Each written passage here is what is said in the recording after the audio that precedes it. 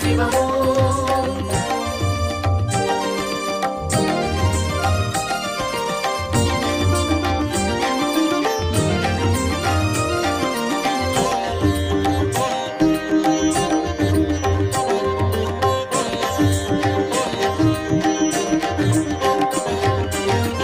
பரமனுக்கு முன்னிற்கும் நந்தி எனும் காளை பரமனையே சுமந்து வரும் படியளக்கும் வேளை. பரமனுக்கு முன்னிற்கும் நந்தி எனும் காளை பரமனையே சுமந்து வரும் படியளக்கும் வேளை.